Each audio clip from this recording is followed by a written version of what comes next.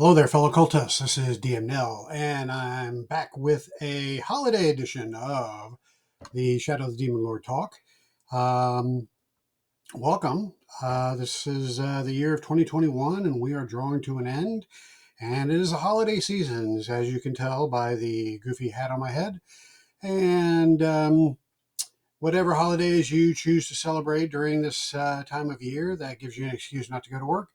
I join you in celebrating that with a new video. So, what are we going to talk about today? Well, in the tradition of gift giving, Robert Schwalb gave us some gifts to play with a couple years back, and those came in the form of a couple of supplements called the Vault.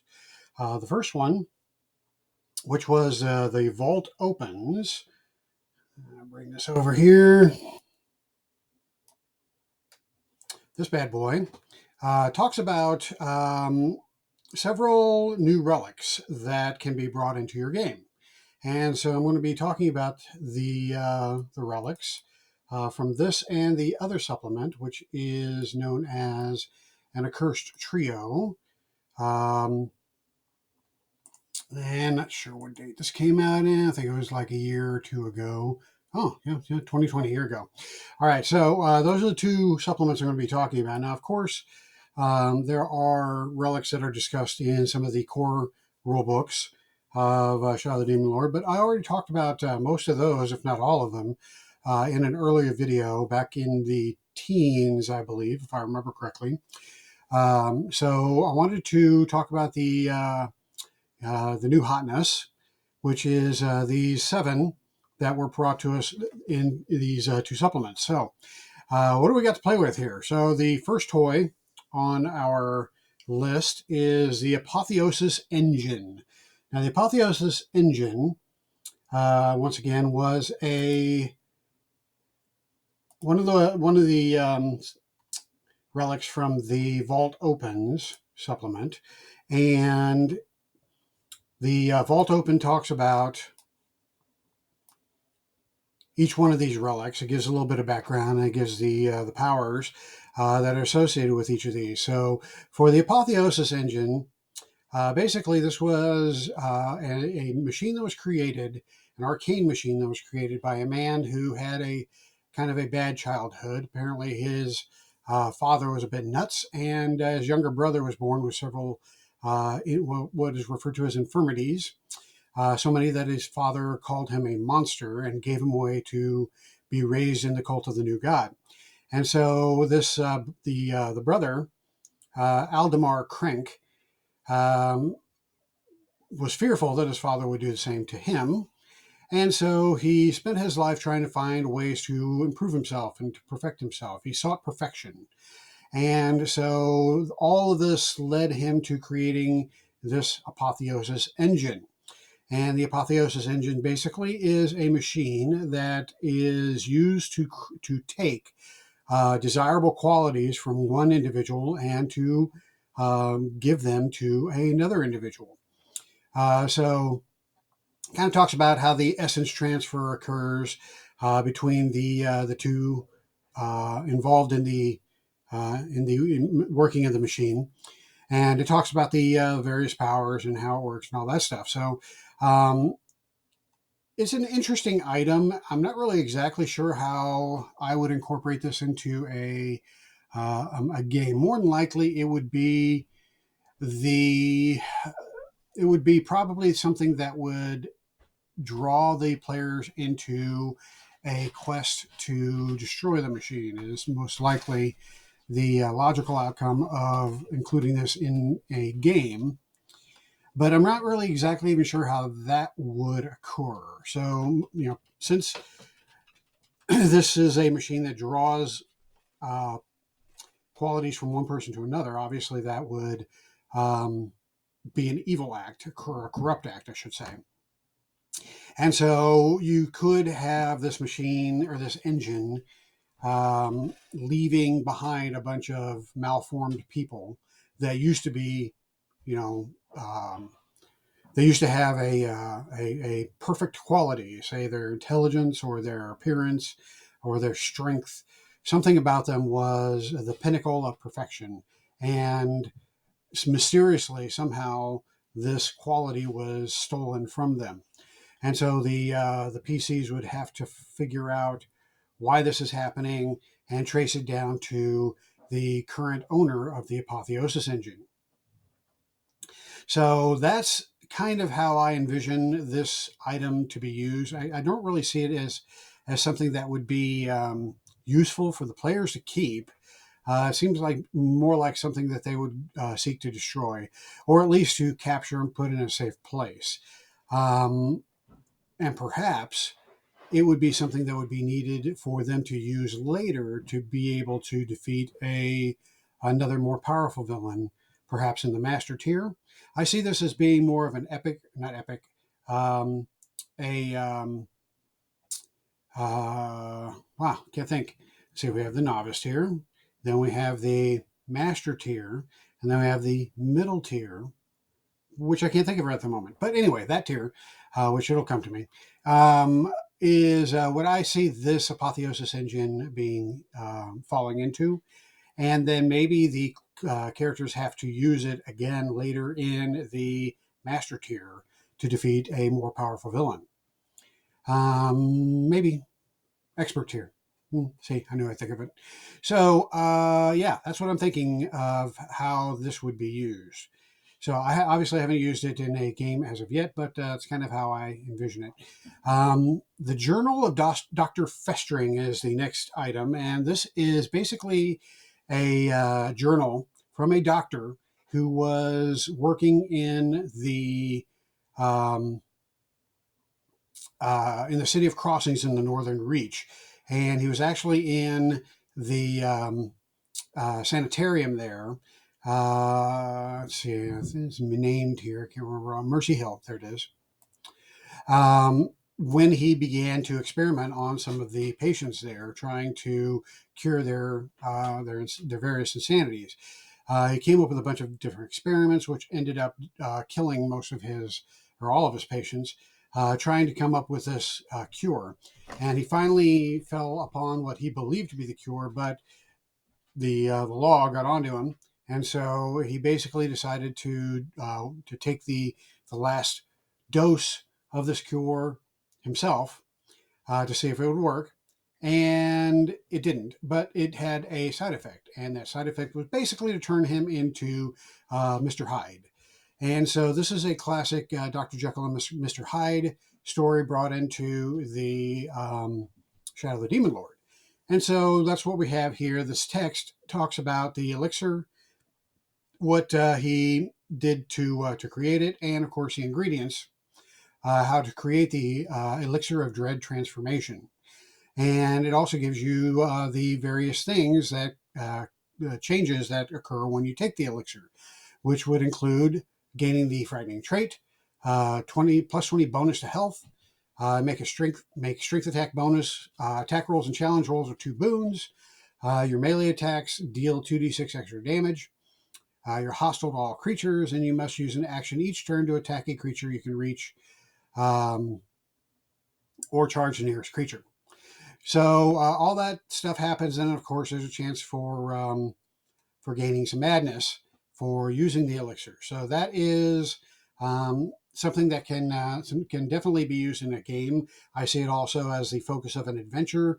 Somebody's gotten a hold of this journal, has created the elixir, and of course is causing all kinds of mayhem, for which the PCs have to hunt down and destroy the Mr. Hyde or the Dr. Festering of this campaign. So yeah, that could be some fun for an adventure. I don't really see it going beyond an adventure. It seems like it would be, maybe a good novice tier adventure. In fact, I would foreshadow it in the first level adventure and then have it come to a draw to a conclusion in the second level adventure, where the PCs actually directly encounter the the Dr. Jekyll, Mr. Hyde equivalent, and they have to find a way to hunt it down and kill it. So there you go. All right, the next one is the Sky Maidens Mantle. Now, Sky Maiden's Mantle, I'm not really even sure how this would be used in a game other than as a way, perhaps, to find the fairy queen and her kingdom of her queendom of Alfheim. So this was a cloak that was created because of a shepherd that fell in love with a sylph. And the sylphs are the air elementals. So the sylphs floating around, and she enchanted the shepherd, and he wanted to float away with her, but he is a shepherd and can't fly, obviously. So he just goes into this depression when all of a sudden a devil appears to him and says, "Hey, I got you. I got you here. Here's what you got to do. You got to sneak into Alfheim, and then plead your case to the Elf Queen, and surely she will grant you the gift of flight, because after all, she did to her boyfriend, the Robin Prince. So why not you?" And so the shepherd was like, "Yeah, why not me?" So basically, the shepherd just up and took off, went north into the northern reach, trying to locate Alfheim. Eventually finds Alfheim, somehow manages to get into Alfheim, um, and incredulously manages to get his way into the queen's throne room and hide in order to confront her. But of course, he's found out by a guard who takes him before the queen, plop. And at that point, the queen's like, "What do you think you're doing?" And the dude's like, "Here's my case and let me plead it." And he gives her the sob story, and she's all like, "Mm-hmm." And so the queen is like, "Well, we got to teach this guy a lesson. I mean, we can't just have humans, sneaking into Alfheim A, sneaking into my throne room 2, and asking me for shit, free shit, C. So, this shit's got to stop now." And so she goes, "All right, I'll grant you your wish, but yeah, it's going to be a price." So she calls down a bunch of birds. All these birds come fluttering down, all these multicolored birds, and they cover the dude, and poof, a magical cloak is created of all these multicolored feathers, kind of like Joseph's Technicolor Dreamcoat, except feathery. And so all these feathered cloaks, all these feathers on this cloak, um, are actually the birds that have been um, magically incorporated into a cloak form. And so that grants the shepherd the ability to fly, but at the whim of the birds of the cloak, who, of course, are at the whim of the elf queen. And so he takes off with, the birds basically uh, flying him off into wherever they choose to go. And, he eventually dies, and the cloak passes on to somebody else. And it just kind of disappears into lore. So you could pretty much just plop this cloak into your campaign anywhere. The problem is that it has a curse. And the curse is that if you put on the cloak, you can't remove the cloak if you are cursed. And the curse requires that you roll a will challenge roll 2 banes. If you fail, then you're cursed and you can't remove the cloak. Also, when you try to use the cloak, it pretty much just takes you wherever it wants to go and not where you want to go. So this is in the mechanics. Um, this is kind of outlined as the DM decides where the cloak takes the individual. So if you want to be a dick as a DM, which of course, who doesn't want to be a dick as a DM? That's why we become DMs, to be dicks, right?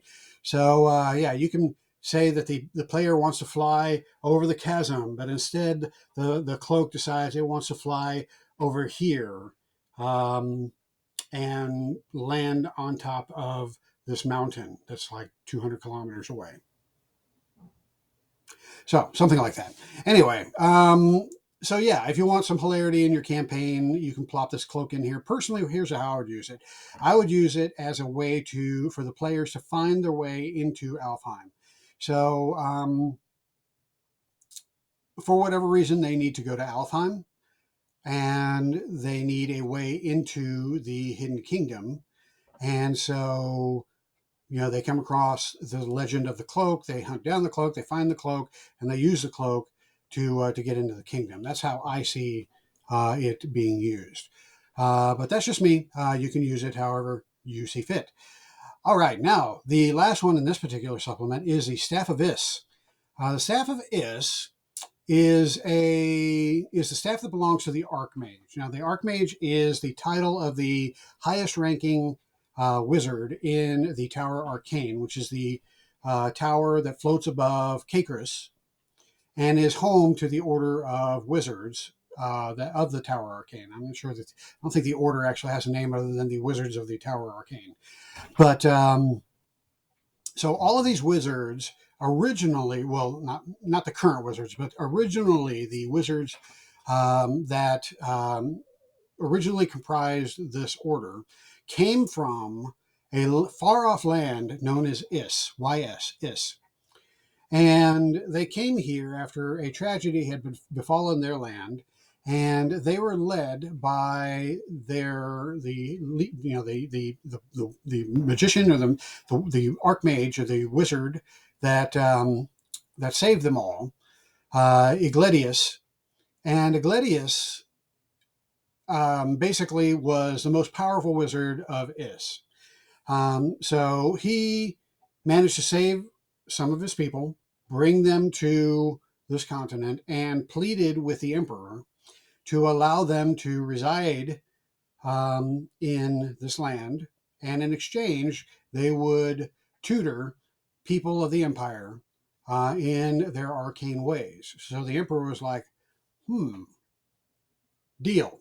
So the wizards tore up this chunk of land and had it floating above the city and made that their base of operations, which is pretty damn cool. And so the first archmage of the order was Iglesias. Now, Iglesias is not he is not statted out anywhere, so he's free for you to basically create if you need to. But he's basically a historical figure, so he really wouldn't come into play unless somehow he became, an undead, a lich, or maybe he was frozen in some carbonite or something. Who knows? But for the most part, he's just kind of a historical figure, and really probably shouldn't come into play other than as a reference. But it's a cool name, so I can see why you wouldn't want to bring, or why wouldn't you want to bring Iglesias into your game. But basically, we're not here to talk about him. We're here to talk about his staff. Now, his staff was a powerful magic staff, which still exists to this day and is passed on to each archmage as they ascend to that role in the order. And so the staff of Is has a story and a legend, and we don't know if it's true, but the order likes to propagate this as the story, so we'll go with it. So basically, Iglesias was known to go exploring because that's what he did. He liked to explore. He liked to, expand the horizons of his order, and so he decided to explore the Nixian Ocean in search of a fabled place called the Kadama. The Kadama is a land known to occultists as the Grave of the Gods. It is here that Tartarus sometimes draws near to Earth, so close that it sets the seas boiling, and where things sometimes leap from the cloud-covered world to escape its horrors. Pretty cool story. Who knows if it's true? But Iglesias found Kadama, and it is there that he confronted Growing. Sure. Growing the Elder. Growing. I'm not even sure how to pronounce that, but it's a cool name. Growing the Elder, which is an ancient being from whom it is thought all Leshy sprang. So this is like the Elder Ent. This is like the prime Ent. And so Iglesias found him, and the two didn't get along. So they fought, and they fought for 3 days. And the Archmage eventually destroyed him and pulled free the heartwood from Growing's body, which he used to fashion the Staff of Is. So that is the story behind the staff of this, which is pretty damn cool. The staff is statted out here, but um, I'm a little bit disappointed with the stats. I think they're interesting in that whoever holds the staff commands the tower, which is pretty cool. But there's not really something listed here that makes the staff special coming from the the elder ent basically. So I would add something here that basically allows the bearer of the staff of Is to call forth, and command ents, or in this game they're called leshies, to command the leshi to do their bidding. That would be one thing I would imbue, and I might add something else because this is the staff of the Archmage. Now, granted, it does work as an enchanted implement. Gives you a melee strike ability and it gives you a shield ability, so it's pretty cool. But I would give it some more because I think it's pretty cool. And I would also not give this out anything earlier than the master tier. So there you go. There's 4 relics from the Vault Opens. All are cool. All are worthy of use in your game at some point or another. Probably not all in the same campaign, I wouldn't say. But yeah. All right, so what do we have next? We have an Accursed Trio. Now, this supplement came out in 2020, and it has 3 relics in it. The first being the End Blade. Now, the End Blade looks pretty damn cool. It's basically this hunk of metal or iron. I'm not sure if it's iron. I think it talks about it here in its lore. Yeah, it was forged from black iron with a golden skull of the Robin Prince for its pommel. So it's made of black iron, so elves don't dig it. And, it's got the faces of those who it's killed kind of floating in and out of its surface, which is pretty damn cool. So who's this ugly mug that is holding it? Well, this would be the troll whose name is Umgabrug.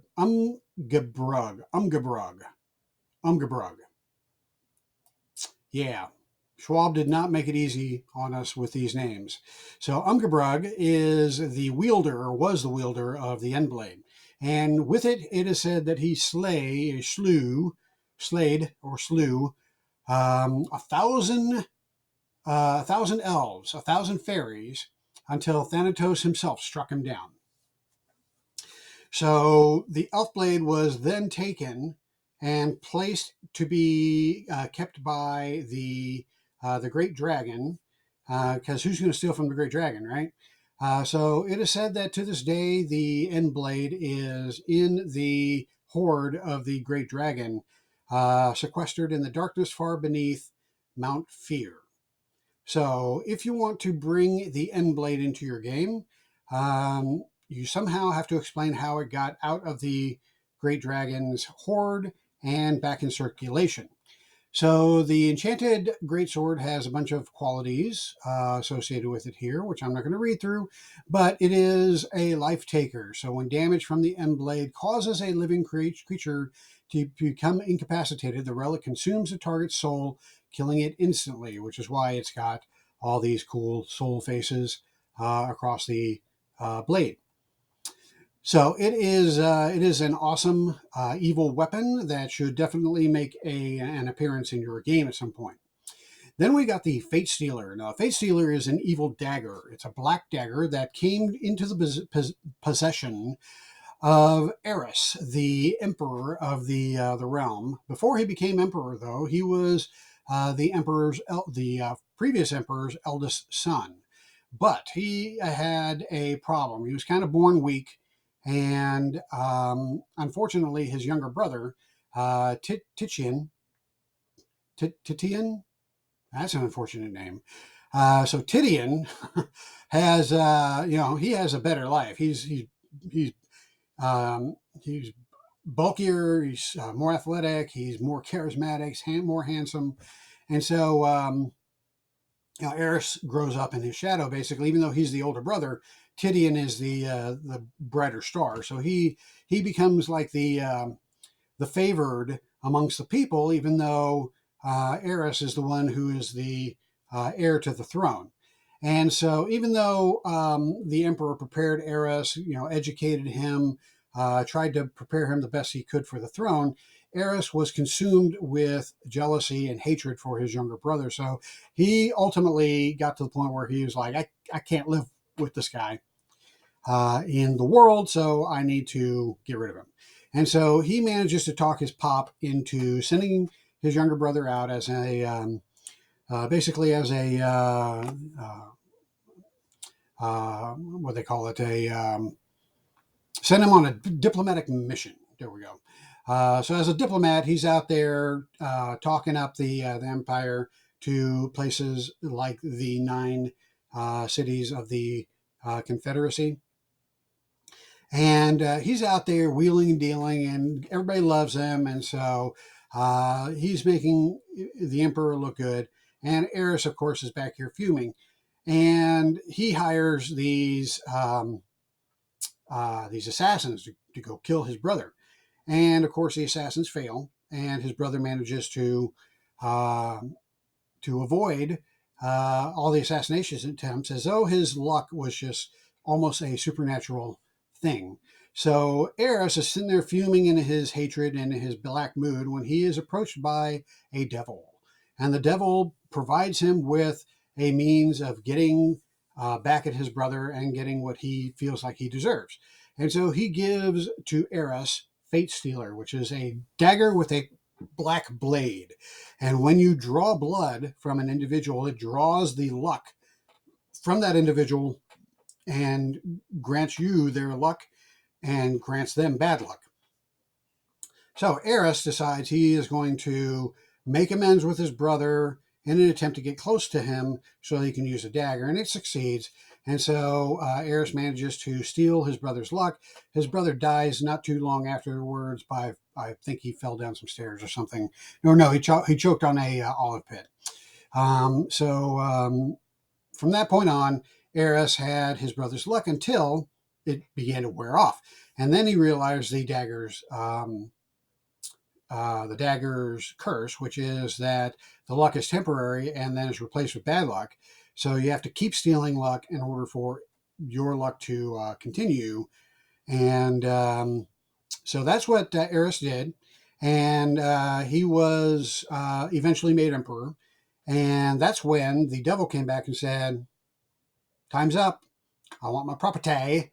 And Eris was like, and the devil's like, and takes it from the devil, or from the emperor. And so shortly thereafter, the emperor is killed by Drudge, and strangled on his own throne, and thus ends the reign of the human emperors, and begins the rise of the orc emperor Drudge. Okay, so happy story there for Fatestealer. Not exactly sure how you would incorporate that into your game, but it is most definitely a way to fuck up somebody's life. So you could plop it into your game, and your players could find it and realize how dangerous it is, or it could be in the possession of an NPC, and they have to figure out a way to take it from that NPC. Say, I don't know, the ruler of a village or the ruler of a city has the Fatestealer in their possession, and the PCs recognize it for what it is, and they have to find a way to get it out of their possession. I don't know. I mean, it's an interesting item, and most definitely can cause havoc in the game. So it's definitely a good MacGuffin to fuel an adventure or two. So let's move on. The last item that we're covering today is a Jesters Cap. So the Jesters Cap has a lot of rumors for its creation. A lot of people, including the Wizards of the Tower Arcane, believe that it was actually created by some careless arcanists in Lidge, because that's where a lot of its A lot of its craziness came into play in a very spectacular manner, but it was actually created by the god Revel. And the god Revel basically created it as a joke for mankind to lighten up a bit. And so he created this hat that allows you to pull from it a very variety of weird things. So there are tables that are listed here that you can randomly pull various weird things out of this hat, which is a lot like a wand of wonder from D&D, I would think, but a lot crazier. So it talks about the Jester's Curse. It talks about something funny. If you suffer from the Jester's Curse, you can, as a minor activity, take off the cap, reach inside and draw something from it. You gain 1 insanity, but you do not become frightened from gaining the insanity in this way.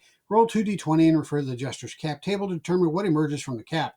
Once you use this property, you must wait at least 1 round before you can use it again. So what kind of stuff can come out of this cap? Well,